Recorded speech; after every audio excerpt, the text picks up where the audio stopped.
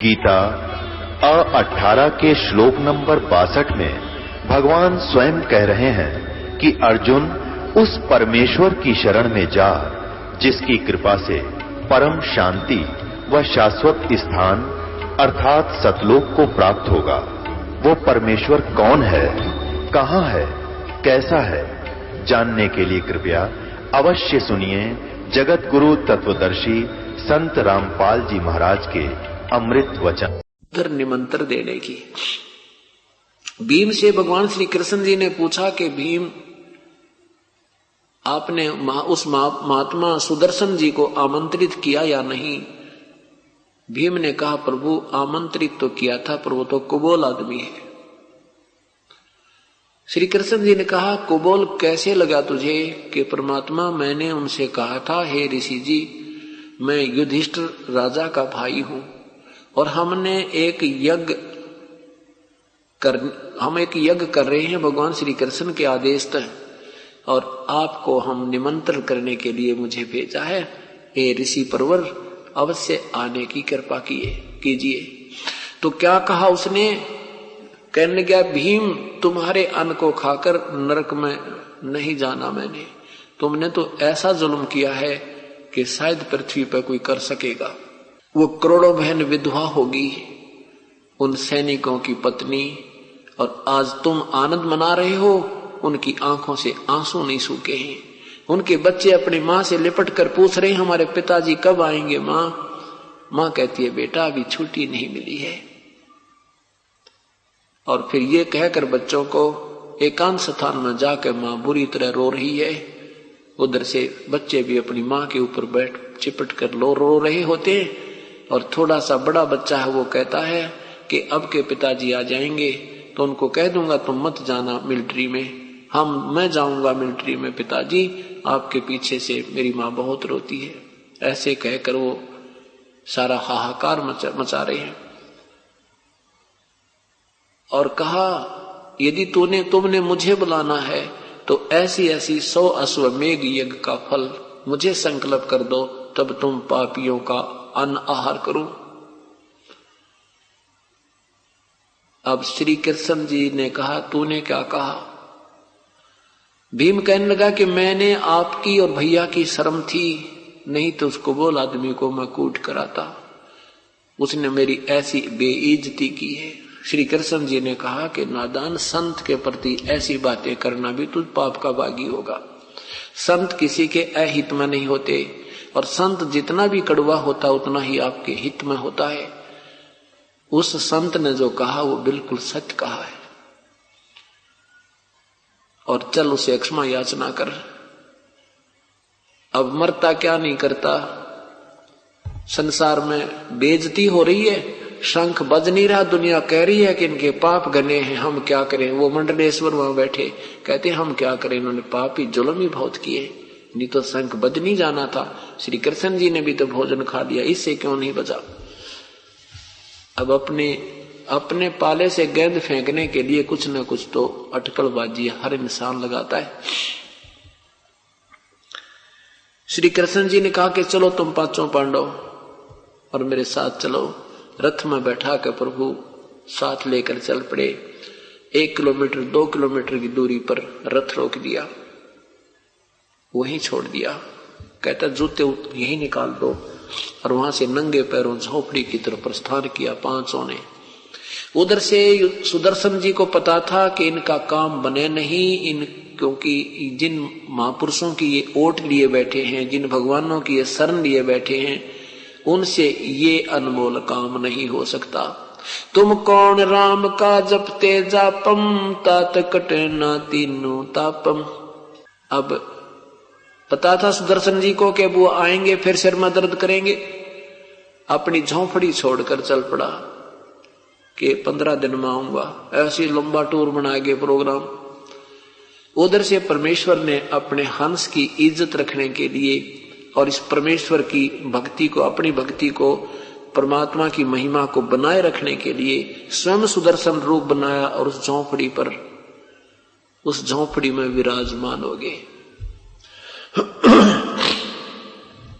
अब ज्यों ही श्री कृष्ण और पांचों पांडव वहां पहुंचे श्री कृष्ण जी ने जाते ही दंडवत प्रणाम किया। क्यों? ये स्वाभाविक बात होती है कि चुंबक के सामने लोहा टिक नहीं सकता, अपने आप खिंचाव बन जाता है। श्री कृष्ण जी ने जाते ही दंडवत प्रणाम किया, क्योंकि वो समर्थ शक्ति बैठी थी। अब श्री कृष्ण जी ने प्रणाम किया तो पांचों पांडवों ने भी प्रणाम दंडवत किया। सुदर्शन रूप में प्रभु खड़े हुए और कहा कि हे त्रिलोकीनाथ और हे नरेश पृथ्वीपति, आज मुझे क्यों शर्मिंदा कर रहे हो? मुझ गरीब को क्यों प्रणाम कर रहे हो? क्यों मुझे दोषी कर रहे हो? श्री कृष्ण जी कहने लगे, हे परवरदिगार, हे सृष्टि रचनहार, ये आपके बच्चे हैं और ये युधिष्ठिर राजा है, इन्होंने एक यज्ञ किया है, ये प्रभु आपको आमंत्रित करने आए। प्रभु ने कहा कि मैंने इस भगत से जो शर्त रखी थी मेरी वो पूरी करो। कृष्ण जी को मालूम था कि हे परमात्मा, आपने 100 यज्ञ का फल मांगा है और आप ही की वाणी है, क्योंकि परमात्मा चारों युगों में आकर अपनी महिमा आप ही सुनाते हैं, अपने पाने की विधि बताते हैं कि आप कैसे धनी होगे। संत मिलन को चालियो तजमाया अभिमान, जो जो कदम आगे रखे ओहे युग समान।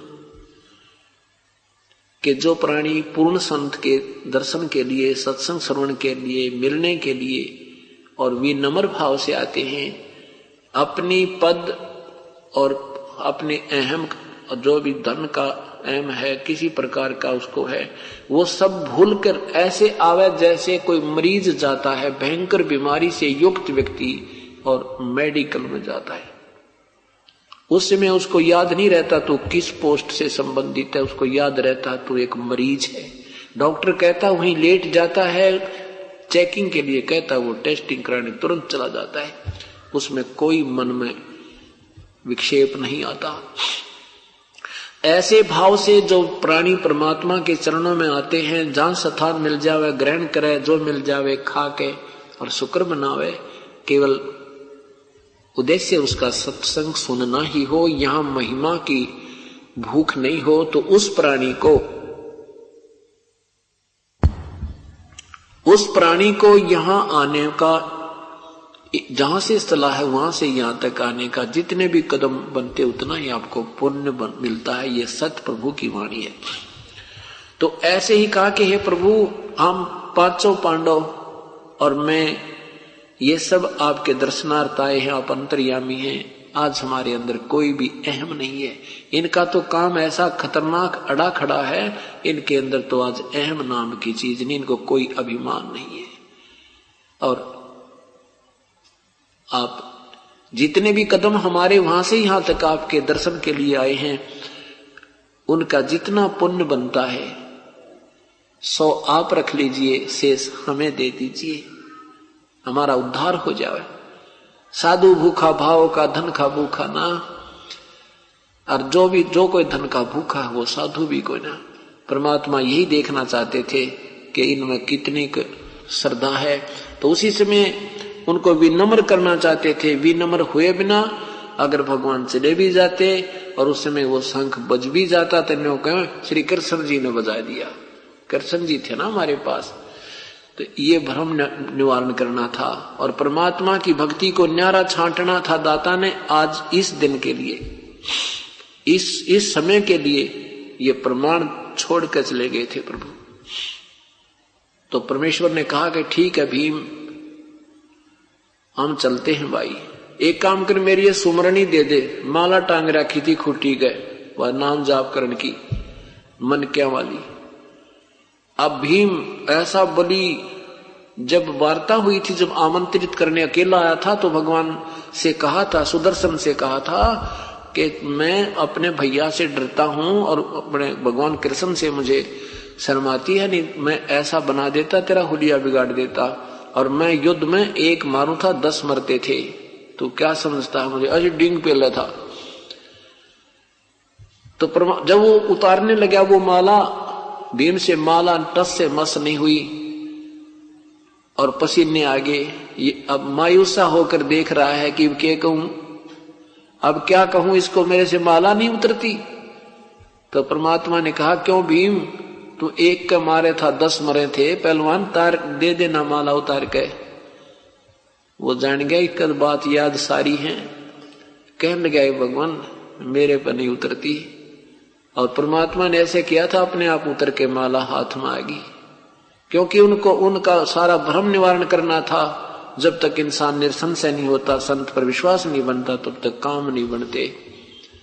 और कहा और सुन ले पहलवान, एक और बात बताऊं तेरे ते, जब तू मुझे आमंत्रित करने आया सुबह सुबह, और जिस तालाब में तूने स्नान किया था, वो बताऊं कौन किस क्या है वो? अखां जी कि वो कुंभकर्ण की खोपड़ी है।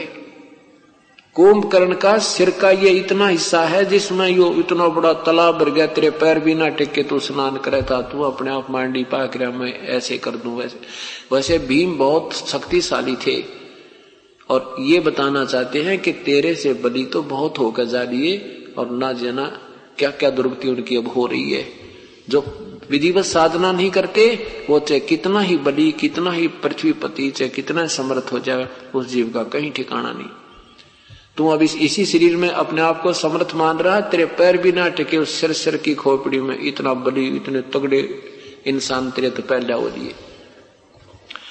अब उनकी पूरी फड़क काट दी परमात्मा ने, उनको कति सीधा कर दिया कि भगवान हमारे से घनी गलती बन गई। चलो बैठा कर रथ में परमेश्वर को उस यज्ञ मंडप में उतारा।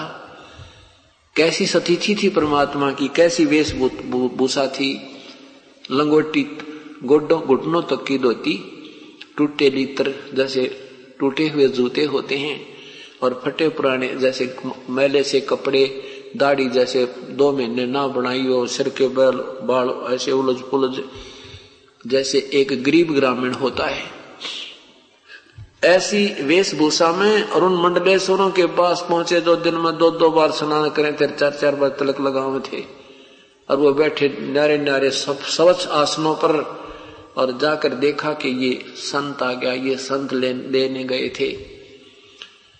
सब अपने मुख पर ऐसे कपड़ा करके हंस रहे हैं कि ये लाए हैं संत, ये बजाएगा शंख, इनके पापों की तो गिनती नहीं है। भगवान श्री कृष्ण ने अपने हाथों आसन लगाया उस परम पिता का, और कहा विराजमान हो प्रभु। परमात्मा उस पर बैठे। आप सबकी दृष्टि टिकी है कि ये आदमी है, क्या चीज है, ये संत कहां से है, इसकी कोई वेशभूषा संत जैसी नहीं लगती, ये क्या करेगा, इनके क्यों अक्ल मारी गई।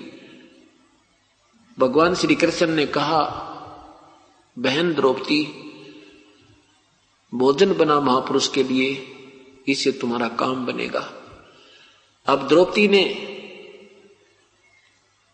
और अच्छा ध्यान लगाकर अपने हाथों भोजन बनाया, और बहुत सुंदर नाना प्रकार के पकवान, कचौड़ी, न्यारी, पकौड़ी, हलवा, खीर अलग अलग बनाई, सब्जी, दाल, मूंग, राजमा, सब तरह के चावल चूल सब बना के, और न्यारी न्यारी कटोरियों में एक थाली में सजा के परमेश्वर के सामने रखी, और कहा आहार कहो, आहार करो प्रभु, हे ऋषि जी आहार करो।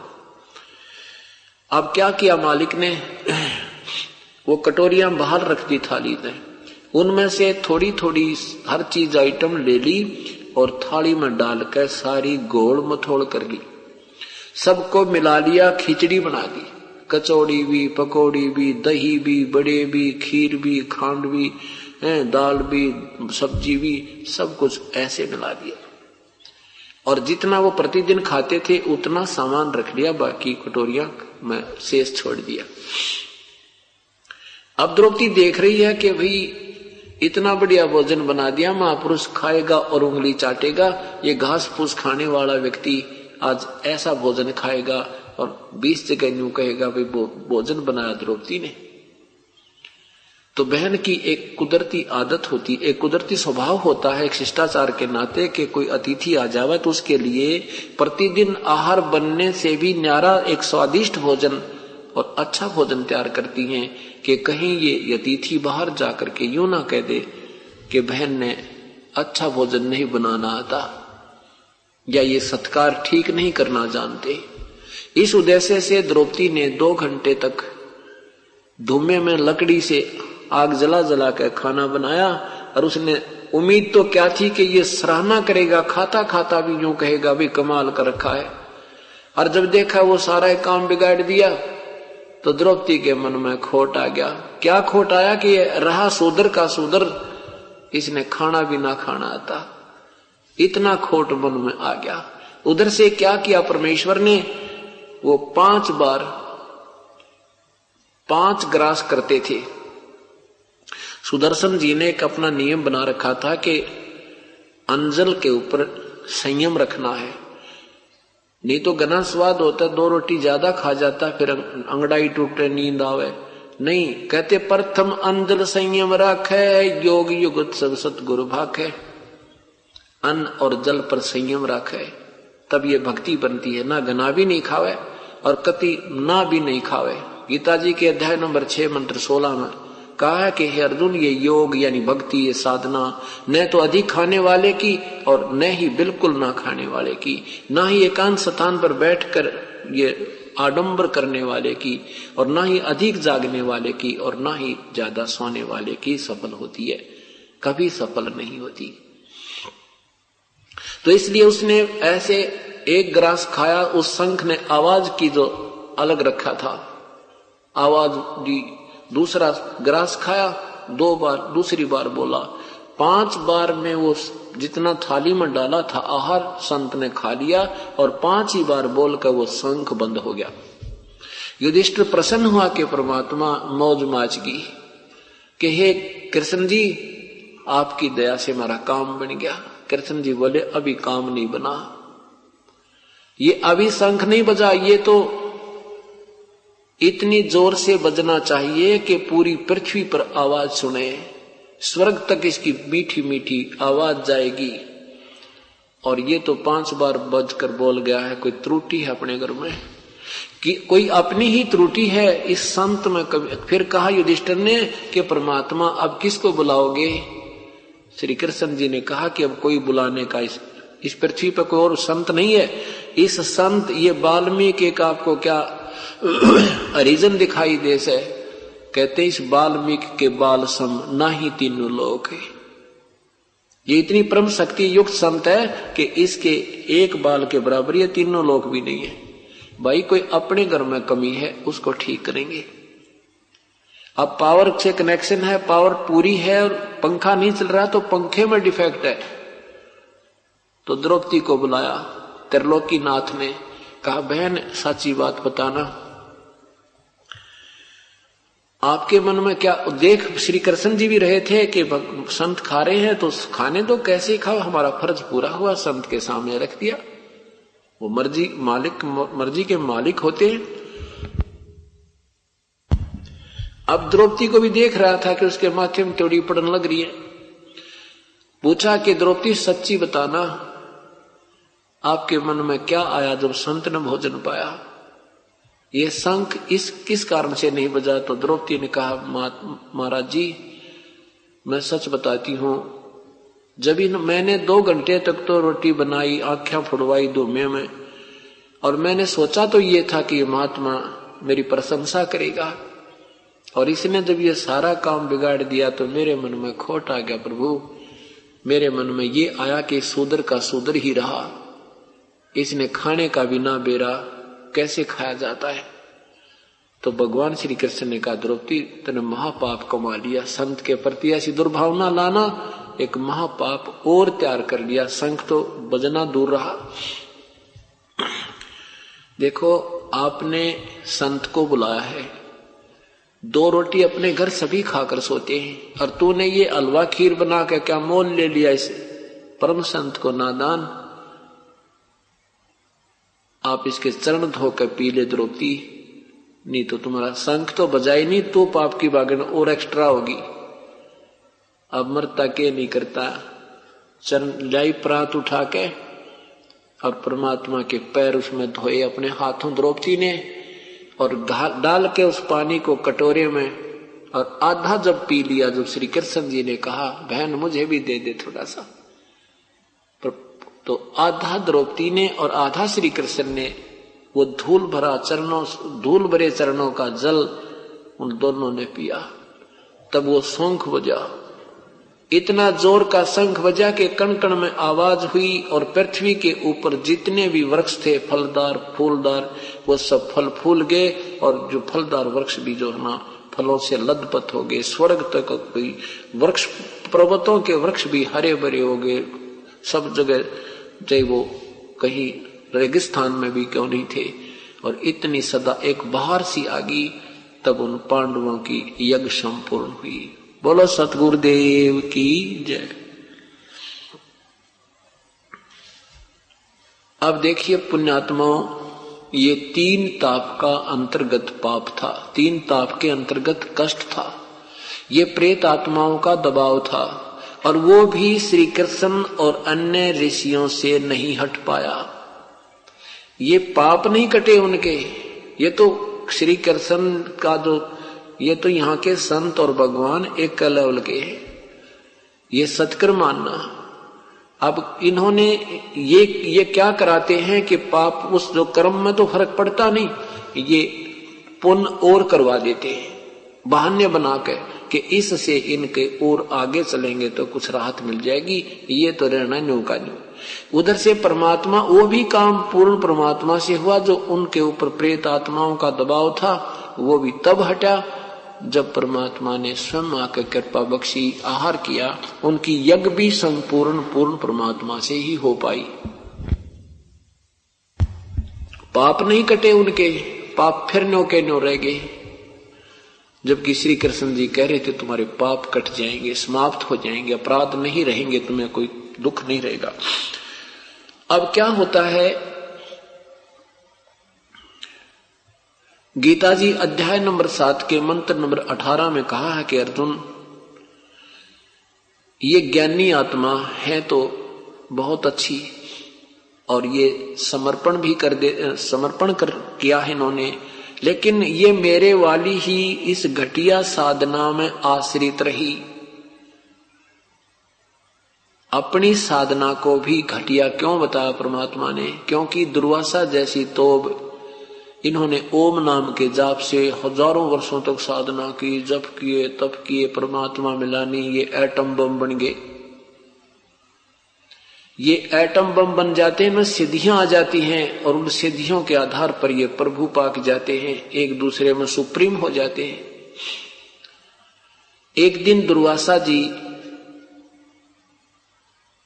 दुर्वासा जी द्वारका के पास बनी में जंगल में बैठ गया जाकर, और दुर्वासा जी श्री कृष्ण जी के गुरुजी भी थे। आपने श्री कृष्ण जी के गुरुजी संदीपनी ऋषि सुना है। संदीपनी ऋषि अक्षर ज्ञान के गुरु थे, आध्यात्मिक ज्ञान के जो गुरु थे वो दुर्वासा जी थे। अब दुर्वासा जी जंगल में जाकर बैठ गए। उधर से यादव 56 करोड़ हो चुके थे, इतनी संख्या हो गई थी, 56 करोड़ यादव हो गए थे। और यादव जो है भगवान श्री कृष्ण की महिमा की आड़ में आंडी पाक गए थे। वो संतों का आदर करना भी बंद कर गए थे कि हमारे भगवान श्री कृष्ण हैं, हमें किसकी जरूरत है।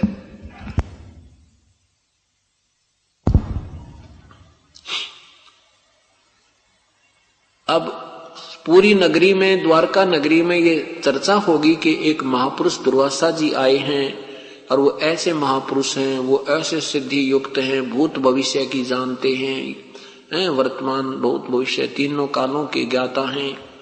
तो वहां द्वारका के व्यक्तियों में अभिमान हो ही रहा था। तो उन्होंने सोचा, कुछ एक व्यक्तियों ने मिलकर सोचा, चल दुर्वासा का जाड़ा लेकर आते हैं, दुर्वासा की परीक्षा करते हैं। क्या किया कि श्री कृष्ण जी के पुत्र प्रद्युम्न को एक स्त्री रूप बनाया, आर्टिफिशियल स्त्री के बनावटी अंग, और गर्भवती स्त्री का रूप बना लिया। प्रद्युम्न के पेट पर एक लोहे की छोटी सी कढ़ाई बांध दी और उसको पीछे से रस्सी से बांध दिया। ऊपर का एक लोगड़, ये रुई होती है, ये लपेट कर और ऊपर का कपड़ा बांध दिया कि जैसे हाथ उठला के भी देखे तो सख्त नजर ना आवे। और फिर उसको घूंघट करवा के और गुदरियों जैसे कपड़े पहना के और एक उसका नकली पति बना लिया, एक और ले जाकर 20-30 व्यक्ति वहां पहुंच के दुर्वासा जी के पास। दुर्वासा जी से कहा कि हे ऋषि जी, हमने सुना है आप भूत भविष्य वर्तमान की सब जानते हो। ये इसकी पत्नी है, ये इसका पति है, इसको बहुत दिनों में गर्भ रहा है, ये उतावले हो रहे हैं कि हे भगवान हमारे लड़का हो गया लड़की, कृपा आप बताइए। अब दुर्वासा ने ध्यान से देखा कि तो बेटी के बाप कढ़ाई बांध रहे हैं, इसका ये तो आर्टिफिशियल बना रखे हैं। वो जान गए ये बकवास करने आए हैं, तो निकाल कर चमटा धोने पड़ते हैं और कहने लगा बताओ इससे क्या होगा। ये यादव कुल का सर्वनाश होगा इससे, और लौ नाक कर ली और चमटा उठाया, सारे भाग लिए बच्चे। अब बच्चे तो कहाँ थे, प्रद्युम्न को अनिरुद्ध भी एक पुत्र भी प्राप्त हो चुका था, यानी बाल बच्चेदार था, फिर भी यह कुमत जीव की जाति नहीं। अब इस बात का नगरी में सरसराट हो गया, ये कहानी चर्चा का विषय बन गया कि दुर्वासा ने श्राप दे दिया। दुर्वासा का श्राप तो भाई परमाणु बम है, इसने जो कह दिया सो कह दिया। अब इस बात से लोग बड़े चिंतित हुए। इसका हल कराने के लिए श्री कृष्ण जी के पास गए। श्री कृष्ण जी ने कहा कि दुर्वासा के पास जाओ और इन बच्चों को ले जाओ, उनके चरणों में डाल दो, वो अक्षमा करेंगे तभी बात बनेगी।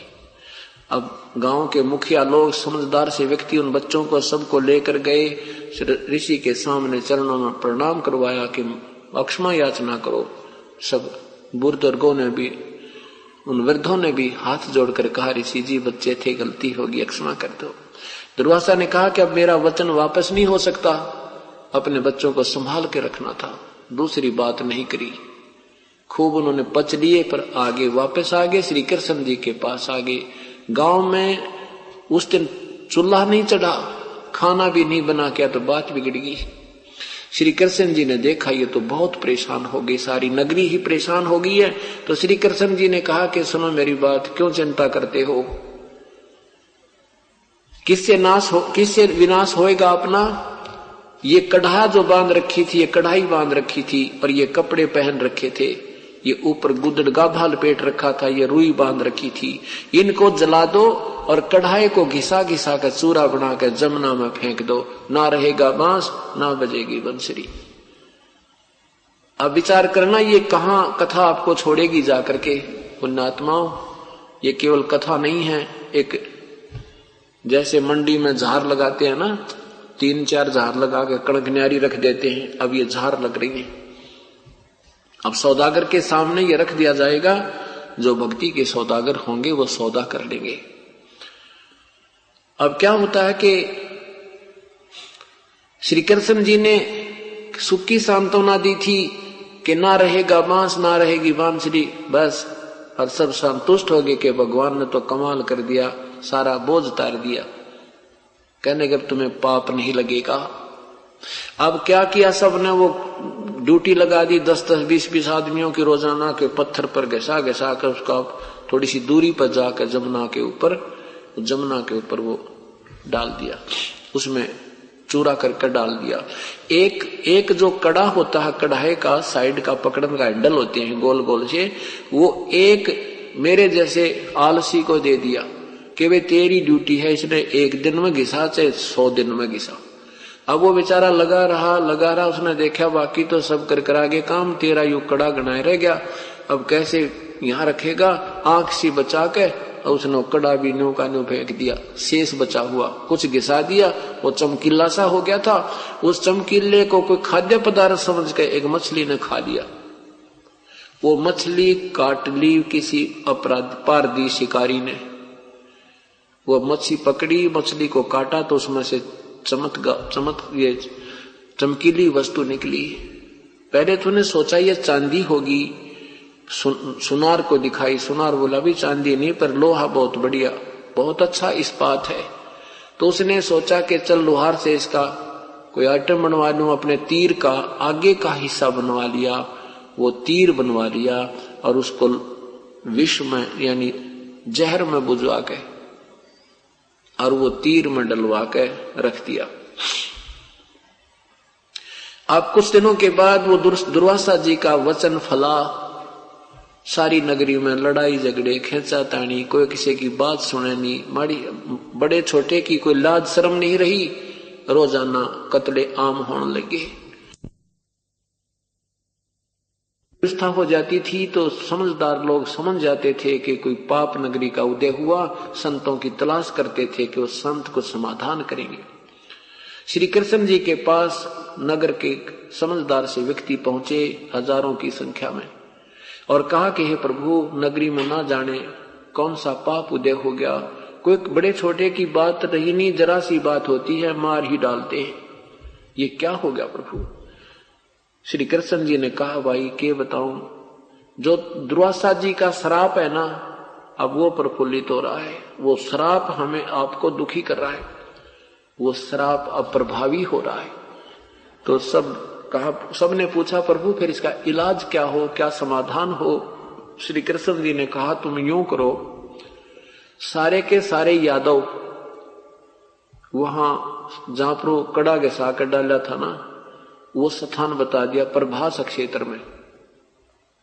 प्रभास क्षेत्र में जाकर, बहुत दूर पड़ा था वहां से, प्रभास क्षेत्र में जाकर और बात छोटे से लेकर बड़े तक जमुना में स्नान करके आओ, तुम्हारा पाप खत्म, वो साप खत्म हो जाएगा, दुर्वासा का साप नहीं रहेगा।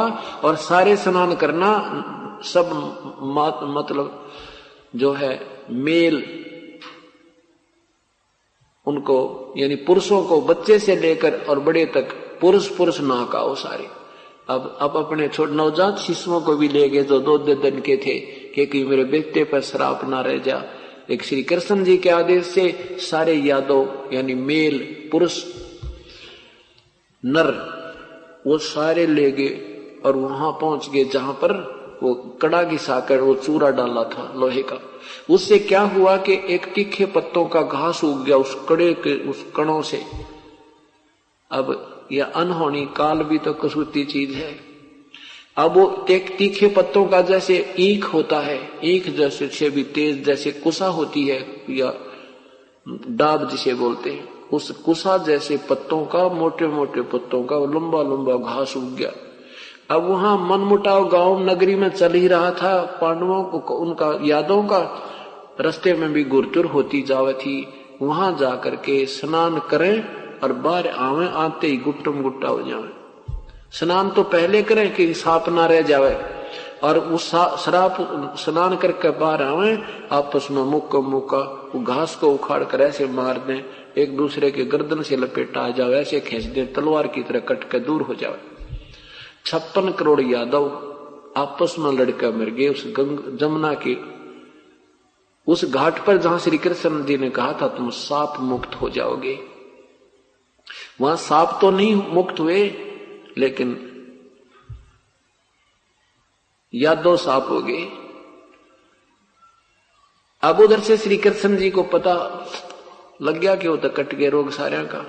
अब स्वयं भी श्री कृष्ण जी द्वारका त्याग कर वहां पहुंच गए। एक वृक्ष के नीचे बैठ के 2 पैर ने जाकर लेट गए और पैर के ऊपर पैर ऐसे रख लिया, एक घुटने पर दूसरा पैर रख लिया, पंजा सामने हो जाता। पंजा जिसमें था उसमें पद्म था, एक पैर में भगवान के में पद्म था। पद्म ऐसा होता है जैसे खाल के अंदर कोई लाल डाल रखा हो, उसमें इतनी चमक होती है जैसे 100 के वाट के बल्ब में होती है, और दिन में वो चमक दिखाई देती है, उसकी रोशनी नहीं दिखती। तो उधर से वो शिकारी जिसने वो कड़ा, उस कढ़ाई का कड़े का तीर बनवाया था, एरो बनाया था विषाक्त, उसको लेकर और घूम रहा है। 2 पैर तक उसको कोई भी शिकार नहीं मिला, शिकारी था वो।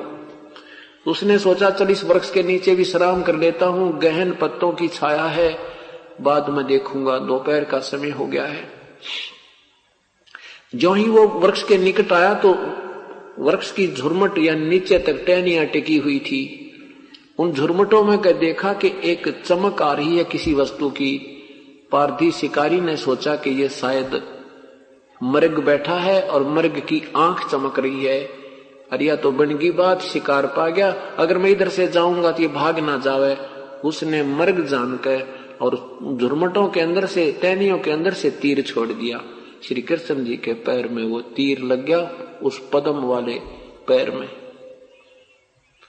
श्री कृष्ण जी ने कहा हाय मर गया, हाय मर गया, हाय मर गया। पारदी शिकारी ने सोचा ये तो कोई मनुष्य मर गया रे, ये तो मनुष्य को जा लगा तेरा तीर, ये तो और वैसे विषाक्त है। जाकर देखा तो द्वारकाधीश मुकुटधारी भगवान वो राजा और तड़फ रहे हैं, बुरा हाल हो रहा है। तब पैर पकड़ वो रोने लग गया, कहने लगा हे राजन मेरे से धोखा हो गया प्रभु, मुझे मालूम नहीं था आप हो। मैंने तो ये आपके पैर में चमक की भी कोई वस्तु है ये मृग की आंख जान कर, और ऐसे धोखे में तीर मार दिया, मुझे क्षमा कर दो। श्री कृष्ण ने कहा कि शिकारी तेरा और मेरा ये कोई पिछला हिसाब था, वो आज आपा बराबर हो गए। अपना ये टिट फॉर टैट मैं दे चुका, तो चिंता ना करे, तेरा दोष नहीं मानता मैं। शिकारी कहता है भगवान आप राजा में एक रंग, आपका मेरा कभी मिलन भी ना हुआ, ये परमात्मा आपका मेरा क्या हिसाब था। तब श्री कृष्ण जी ने कहा कि पूर्व जन्म में तू बाली था सुग्रीव का भाई और मैं श्री रामचंद्र था, उसमें मैंने भी तुझे वृक्ष की ओट लेकर तेरा वध किया था भाई। आज तूने अपना वो बदला ले लिया। तूने कहा था ना ये कब मुझे बदला दोगे, तो मैंने कहा था आने वाले समय में तेरा इसका जो है टीट फॉर टैट पूरा करूंगा। अब तू यहां से खिसक जा और मेरा संदेशा नगरी वहां किसी के माध्यम से और पांडवों के पास इंद्रप्रस्थ भिजवा दे, और तू सामने मत आना नहीं तुझे गढ़ देंगे वह। अब शिकारी ने जाकर के नगरी में किसी के माध्यम से, कोई व्यक्ति तो रहा नहीं था आसपास की नगरी में, जाकर के और उसने संदेशा भिजवा दिया। उधर से पांचों पांडव रथ लेकर पहुंच गए, जाकर देखा भगवान का बुरा हाल हो रहा है, तड़फ रहे हैं। तो अर्जुन ने कहा प्रभु एक बार बता दे मुझे आपको किसने तीर मार दिया, उसका ये कर देंगे उसको वो कर देंगे। अब श्री कृष्ण जी ने कहा कि मेरी बात सुन लो भाइयों, जो होना था वो हो गया, कुछ करना धरना बाकी नहीं रहा। सारे 56 करोड़ यादव कट के मर चुके हैं, कोई पुरुष इस नगरी में नहीं रहा और मेरा अंत समय आ गया है। मेरी दो बात सुन लो। प्रथम तो यह है कि अर्जुन यहां से सब स्त्रियों को वहां ले जाना इंद्रप्रस्थ में, यहां कोई पुरुष नहीं रहा और ये यहां के आसपास के लोग इनकी जो है ना दुखी करेंगे। और दूसरी बात मेरी ये है कि मैं तुम्हारा गुरु हूं, तुम मेरे शिष्य हो। पांचों के पांचों यहां से जाते ही राज्य त्याग कर हिमालय में जाकर के तप करके अपना शरीर समाप्त कर देना। तुम्हारे ऊपर युद्ध में किए हुए पापों का बहुत भयंकर दबाव है। अब अर्जुन फिर सुन रहा है भगवान के मुख से कि तुम्हारे ऊपर युद्ध में किए हुए पापों का बहुत दबाव है। उस समय अर्जुन से नहीं रुका गया। तब अर्जुन ने कहा कि प्रभु आप वैसे तो ऐसी स्थिति में हैं कि मेरे इस समय में मेरे ये प्रश्न करना बनता नहीं, शोभा नहीं देता, लेकिन आज मैं रुक भी नहीं सकता। आज अगर मेरी शंका का समाधान नहीं हुआ तो यह शंका रूपी कांटा मुझे जीने भी नहीं देगा। आपकी आज्ञा हो तो मैं प्रश्न करूं। श्री कृष्ण जी ने कहा कि अर्जुन आज तो पूछ ले जो पूछना चाहता है, आज मत कुछ भी ना रखना अपने मन में। आज अंतिम समय में है, मैं सही सत्य बताऊंगा। अर्जुन ने कहा कि प्रभु आपने गीता के ज्ञान में मुझसे कहा था कि अर्जुन तेरे दोनों हाथों में लड्डू हैं, यदि युद्ध में मारा गया तो तू स्वर्ग को प्राप्त होगा और विजयी हुआ तो पृथ्वी का राज भोगेगा। परमात्मा मैंने तेरे आगे हाथ जोड़े, पैर पकड़े, स्पष्ट जवाब दे दिया था मैं युद्ध नहीं करूंगा, तीनों लोकों का भी मुझे को राज्य दे तो भी मैं ये पाप नहीं करूंगा, भिक्षा का अन्न मांग के खा लूंगा। आपने मुझे बाई फोर्स युद्ध करवाया, मुझे डराया और धमकाया और सौ लालच दिए। और आज आपने कहा था कि मेरे भैया को जब बुरे स्वप्न आ रहे थे तो आपने कहा था ये पाप युद्ध में किए हुए दुखदाई हैं। उस समय मैं नहीं बोल पाया क्योंकि मुझे डर था कि कहीं मेरा भाई इस बात को महसूस ना कर जाएगा कि ये पैसे लगाने की वजह से पैसे खर्चा होना दिख रहा है इसको, इसलिए ये वाद विवाद कर रहे। मैं चुप रहा। आज आपने वो फिर दुखती वही जख्म को फिर कुरेद दिया। भगवान आपको क्या मिल गया हमारे साथ ये ऐसा मजाक करने में। अब युधिष्ठिर कहता, अर्जुन ऐसे समय में भगवान से ऐसी बातें करना तुझे शोभा नहीं देता। अंतिम सैया पर ये श्वास ले रहे हैं और आप ऐसी कटी जली बातें कर रहे हो, ये शोभा नहीं देता। श्री कृष्ण जी ने कहा, युधिष्ठिर ये ठीक कह रहा है, इसको कहने दे, इसको निकाल लेने दे अपना मन का मैल। तो अर्जुन कहा कि अर्जुन सुन, मैं तुझे क्या बताना चाहता हूं भाई एक बात। आज फिर कहा, हाँ मैं बताना चाहता हूं और आज सच बताऊंगा कि भाई ना तो मुझे ये पता मैंने गीता जी में क्या कहा था और न ही मेरे बस की बात थी भाई इस अपने को सबको नचाने वाला, कोई कठपुतली की तरह नचाने वाली कोई और परम शक्ति है और उसने ये सारा खेल कराया भाई। और ये मेरी एक और आपसे प्रार्थना है, मैं जो कह रहा हूं वो कर लेना, हिमालय में जाकर के ये तप जरूर कर जाना, ये मेरी बात तो मान लेना, तुम्हारे हित में होगी। अब आपने देखा होगा कि श्री कृष्ण जी ने पहले कहा कि इस कढ़ाई को घिसा कर जमुना में डाल दो, तुम्हें सांप नहीं रहेगा। फिर जब वो आपस में लड़ने मरने को तैयार हुए तो कहा उसमें स्नान कर लो जमुना में, तुम्हारा सांप कट जाएगा और सारे लेके जाना। पुण्यात्माओं, अभी तक ये तुक्केबाज मिले हमें, इनके पास समाधान था नहीं, पर गुरु पद पर आने के बाद कुछ अटकलबाजी ना लगाओ तो चेले टूट जाए। गंगा में स्नान करो, सरहद निकाल दो, फलाना कर दो, पिंडदान कर दो, हैं ऐसे कर दो, 500 लत्ते रख दो, मंडी बना दो, खेत में एक मंदिर बना लो, तुम्हें लाभ हो जाएगा, ये जंत्र इतना जाप कर दो, इसमें इतना जाप कर दो, फिर उसे भी काम नहीं बनता है तो कहते व्रत रख लो, एक व्रत रख लिया सोमवार का, मंगलवार का भी रख लो, यूं बढ़ाएंगे। इनसे कोई होना जाना था नहीं। हाँ, श्री कृष्ण जी ने इतना जरूर करा दिया कि जैसे उन्होंने वहां तप किया हिमालय में, उसका पुण्य अलग मिलेगा, लेकिन युद्ध में किए पाप पांडवों को भोगने पड़े। क्या हुआ? अंतिम संस्कार करके श्री कृष्ण जी का भी और सब पांडव यादवों का, वो चारों पांडव तो पहले आ गए, पीछे से अर्जुन सब गोपनियों सब स्त्रियों को लेकर इंद्रप्रस्थ को आ रहा था। रास्ते में बीलों ने उनको अर्जुन को घेर लिया। अर्जुन से वो युद्ध, वो धनुष नहीं चला जिसके आधार पर, जिसके द्वारा उसने महाभारत में विजय प्राप्त की थी। वो गांडीव धनुष भी उसके पास था और वही अर्जुन था। उन भीलों ने, वहां के जंगली लोगों ने उसको पीटा, अर्जुन पर हथियार नहीं उठा, वो युद्ध, वो तीर नहीं चला और गोपनियों को लूट ले गए, उनके हार तोड़ ले गए, कुछ एक औरतों को भी ले गए और अर्जुन खड़ा खड़ा देख रहा है। अब अर्जुन कहता है कि सचमुच ये कृष्ण बहुत छलिया था, इसने हमारे साथ धोखा ही धोखा किया। जब मुझसे युद्ध करवाना था तब तो उसने मुझे इतनी शक्ति दे दी कि एक तीर मारूं था एक लाइन में 10 मर जाया करते थे, और आज वही हथियार और वही अर्जुन, ये भगवान मेरा हाथ भी नहीं उठ रहा और मैं खड़ा खड़ा पिट रहा हूं। ये बहुत छलबाज व्यक्ति था। यहां परमात्मा कहते हैं कबीर साहब के, ना तो श्री कृष्ण छलिया थे, तुम मूल को नहीं जानते। इस सब की जड़ ये काल ज्योत निरंजन है, इसी ने शक्ति प्रदान की थी और कृष्ण जी हर की तो सुखी महिमा बंडी थी और ये जीव दाब जाते थे। हाँ, अब इनसे होना जाना कुछ था नहीं। अब वो बदनामी के कारण और बन गए, लेकिन वो करने वाला ये काल ही था। उसके बाद क्या हुआ कि जाते ही 500 पांडव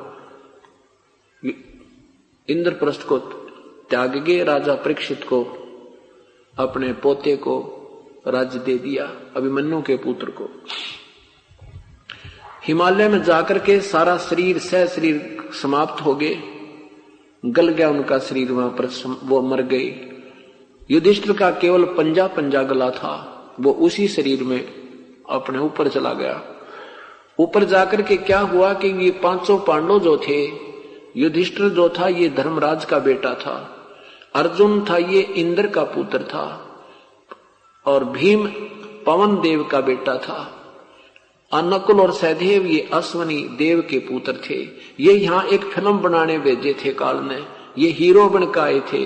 और जैसे एक करोड़पति का बेटा रिक्शा पुलर का काम करता है, फिल्म के अंदर एक रोल कर रहा है और हम उसके तरस कर रहे हैं, देख इतना गरीब है और हम वहां लुट रहे हैं उसकी देख कर उस बनावटी फिल्म को, और वो 20 लाख की गाड़ी में अपने कारों में घूम रहा होता बॉम्बे में। वो रिक्शा पुलर नहीं था। ये एक फिल्म बनवा दी काल ने, हम इनकी महिमा गा गा कर पागल हो गए और ये वहां ऊपर नरक में ठोक दिए गए। ये वहां से हीरो बनाकर भेजे थे, फिर भी यहाँ पर कहते पृथ्वी ऊपर पग जो धारे और करोड़ जीव एक दिन में मारे। या नियम है इस यहाँ के भगवान का, जैसे कर्म करेगा दोनों भोगने पड़ेंगे। पुण्य अलग अकाउंट है, पाप का अलग अकाउंट है, इसमें कोई चेंज नहीं होता जब तक पूर्ण परमात्मा की शरण और ये सतनाम हमें नहीं मिलेगा। उधर से चारों पांडव और सब कुंती कांति सब नरक में ठोक दी। युधिष्ठिर जी को अपना धर्मराज ले गया, वहां जाकर स्वर्ग में घूम कर देखा मेरे भाई कहाँ हैं। उसको बताया गया तेरे भाई नरक में पड़े, उन्होंने पाप गणे करे थे युद्ध में। युधिष्ठिर जी ने कहा मैं दर्शन करूंगा। वहां जाकर देखा हाहाकार मच रही है, सब रो रहे हैं, हमें बचा ले भैया, बचा ले भैया। तब युधिष्ठिर जी ने कहा कि इन मेरे भाइयों को निकाल दो नरक से। धर्मराज ने कहा कि बेटा ये तेरे भाई नहीं है, तो मेरा बेटा है, ये अन्य देवताओं के पुत्र हैं, इन्हें ज्यादा जुल्म कर दिए, ये पाप के भागी हैं, इसमें कोई फेरबदल नहीं हो सकता। ये तेरे भाई नहीं है, लेकिन फिर भी काफी सैकड़ों वर्ष इकट्ठे रहने से ममता बन गई, ये भी काल का जाल है। युधिष्ठिर ने हट कर दिया कि या तो मुझे नरक में डाल दो, नहीं तो इनको बाहर निकाल दो। धर्मराज ने कहा बेटा जिद ना करे, तू क्यों अपनी कमाई बिगाड़े। युधिष्ठिर कहने लगा नहीं, ये इन्होंने मेरे लिए वहां ना जाने क्या क्या किया है, क्या मैं इनके लिए ऐसा नहीं कर सकता। युधिष्ठिर ने धर्मराज ने कहा कि तू अपने पुण्य संकल्प कर दे बेटा, तब ये बाहर आ सकते हैं। युधिष्ठिर ने अपने पुण्य संकल्प कर दिए। उस युधिष्ठिर के पुण्य देने से पांचों पांडव कुंती द्रौपदी बाहर निकाल दी। और जब तक इस युधिष्ठिर के दिए हुए पुण्य उनके साथ रहेंगे तब तक वो स्वर्ग रहेंगे। वो पुण्य क्षीण होते फिर नरक में ठोके जाएंगे, युद्ध के पाप उन्हें भोगने पड़ेंगे। उसके बाद क्या होता है कि अर्जुन को तो अर्जुन को इंद्र ले गया अपने बेटे को, भीम को ले गया पवन देव, अश्वनी देवता अपने पुत्रों नकुल और सहदेव को ले गया, युधिष्ठिर रह गया अपने पिताजी के पास। तो ये परमात्मा ये बताना चाहते हैं कि तुम जिन भगवानों की ये लीलाएं पढ़ा करते थे, जिन महाभारत को पढ़कर तुम एक प्रसन्न होते हो, ये एक बनावटी फिल्म है।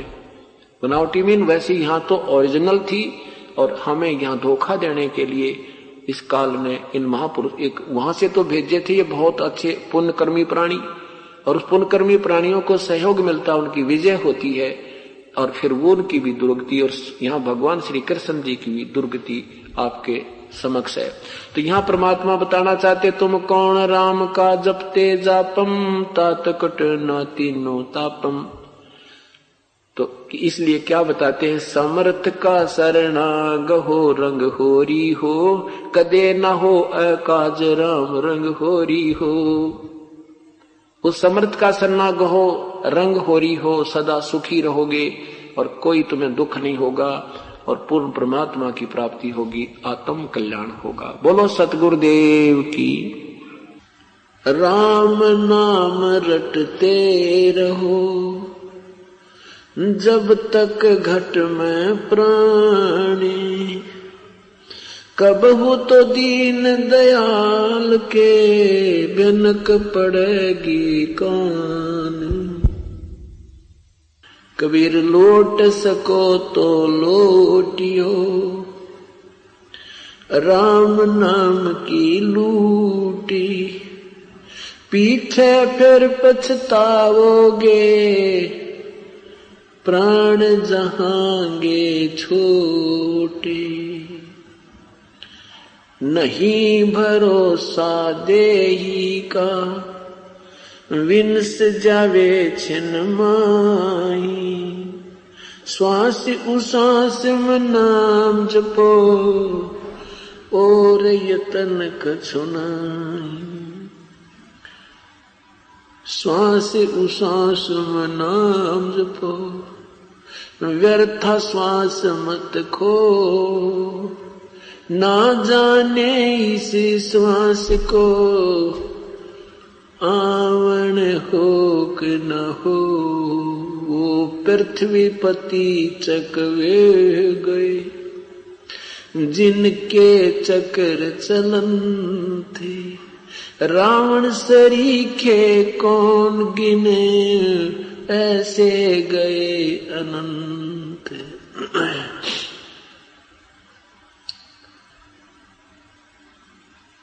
परमपिता परमात्मा पूर्ण ब्रह्म कबीर परमेश्वर की महिमा पुण्यात्माएं सुन रही हैं। कल के सत्संग में शाम के समय आपने कली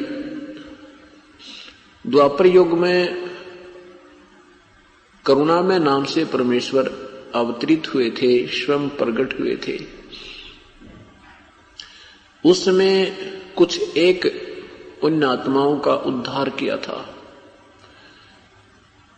जिनमें से मुख्य 2-3 के विषय में आपको कल बताया।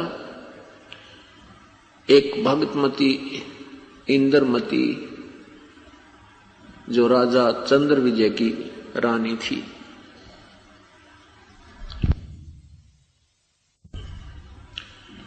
और साथ में उनके पति चंद्र विजय को भी परमेश्वर ने मुक्त किया। भक्त सुदर्शन जी के ऊपर मेहर की, परंतु सुदर्शन जी के माता पिता अपनी रूढ़िवादिता पर अडिग रहे। उन्होंने परमेश्वर के वचनों को नहीं माना, जिसमें सुदर्शन जी सतलोक गमन करने लगे। परमेश्वर ने पूछा, हे प्यारी आत्मा, अब तेरा सतलोक जाने का समय आ गया। तेरी इच्छा है किसी यहां के संसार के किसी बहन में, भाई में, मां में, पिता में, कोई संसार की कोई संपत्ति में, तो बेटा मुझे बता दे। यदि तेरी किसी में आस्था है तो तुझे फिर जन्म मनुष्य का ही देना पड़ेगा, यहीं पर तू फिर आएगा। और तेरी किसी में श्रद्धा नहीं है और मेरे में तेरी अटल आस्था है तो तू मेरे साथ सतलोक चलिए। तब सुदर्शन जी ने कहा, हे प्रभु, आपने ऐसा निर्मल ज्ञान दिया है, आपके दास की कोई आस्था इस संसार की किसी वस्तु में नहीं है, परंतु परमेश्वर एक मेरे मन में एक विशेष कसक हो रही है। मेरे माता पिता बहुत ही अच्छी आत्मा के हैं, ये बहुत ही साधु वृत्ति के व्यक्ति हैं, परंतु इनका कोई दुष्कर्म इनके सामने अड़ा हुआ है जो परमेश्वर को पहचान नहीं पा रहे। मेरी आपसे प्रार्थना है, ये मेरे दाता, कभी इनको मानव शरीर मिले, इनको भी सद्बुद्धि देना दाता, चरणों में लेना।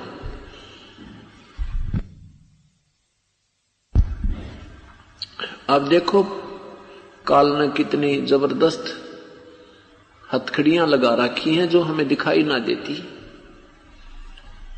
मोह ममता की बेड़ी लाके जड़ कर्म गले में तोक दिए।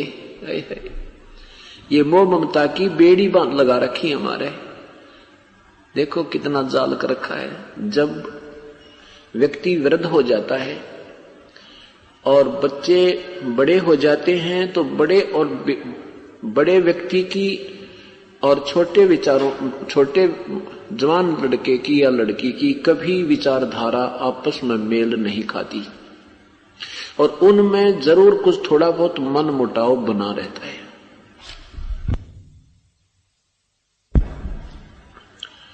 जिस कारण से वो माता पिता बच्चों से तो दुखी होने लग जाते हैं, यानी उनकी बातों से कुछ थोड़ा बहुत परेशान रहने लग जाते हैं, परंतु पोता और पोती में बहुत ज्यादा प्यार बढ़ता चला जाता है।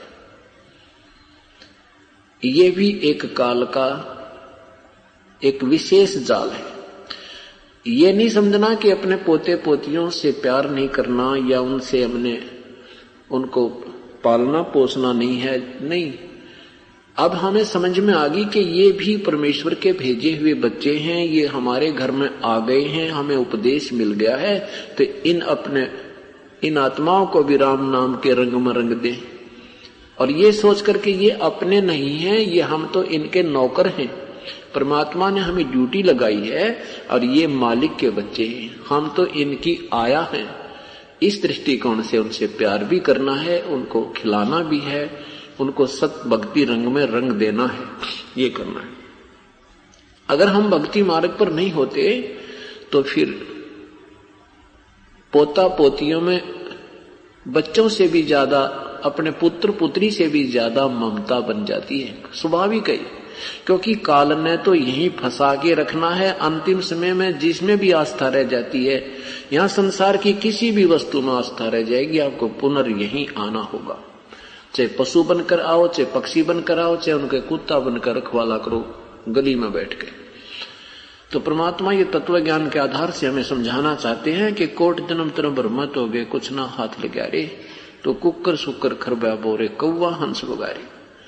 अब इन बातों को याद रखेंगे तब हम यहां से चलेंगे आगे को।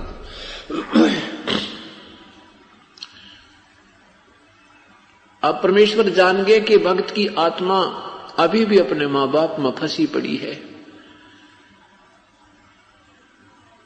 क्योंकि उनके माता पिता तो मर चुके थे, उनके और उस सुदर्शन जी के माता पिता चले गए थे, शरीर त्याग चुके थे। अब जब सुदर्शन जी शरीर त्यागने लगे तब कहा था, हे प्रभु मेरे माता पिता को कभी मनुष्य शरीर प्राप्त होए तो अपने चरणों में लेना।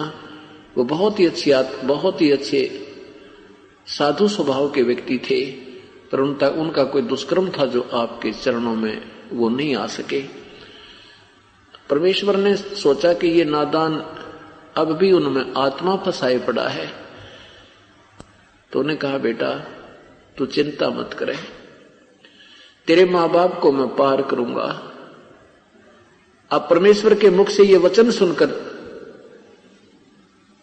सुदर्शन जी निश्चिंत हो गए।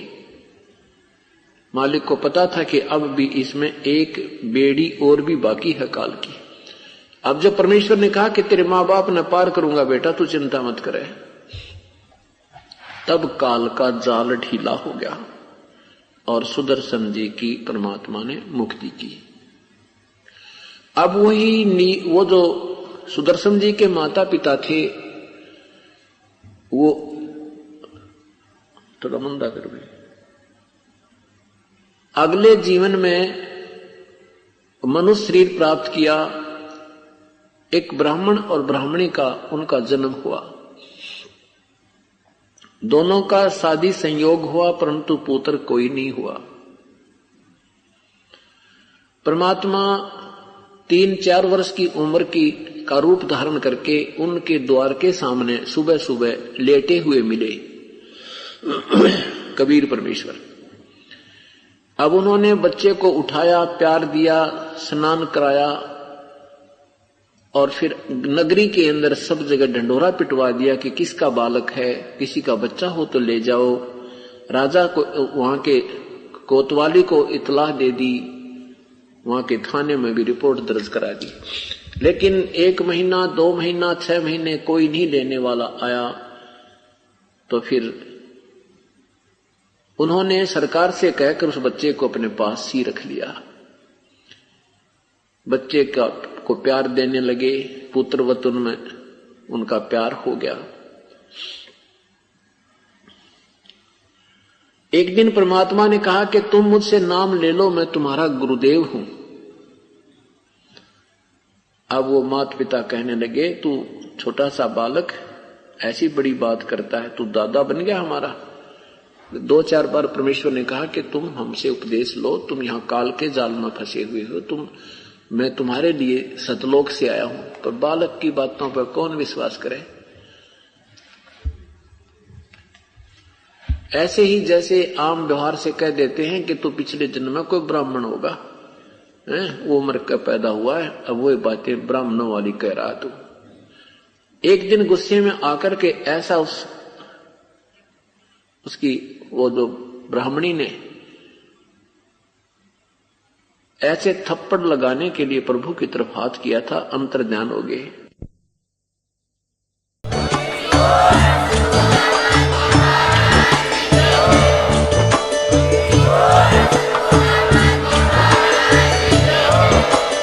आप सुन रहे थे जगत गुरु तत्वदर्शी संत रामपाल जी महाराज जी के मंगल प्रवचन। अधिक जानकारी के लिए विजिट कीजिए हमारी वेबसाइट www.jagatgururampalji.org। संत रामपाल जी महाराज जी के शुभ आशीर्वाद से पूरे विश्व भर में 500 से भी ज्यादा नाम दीक्षा केंद्र हैं, जिन पर संत रामपाल जी महाराज जी द्वारा ऑनलाइन निशुल्क नाम दीक्षा दी जा रही है। अपने नजदीकी नाम दीक्षा केंद्र का पता करने के लिए संपर्क करें 8222880541।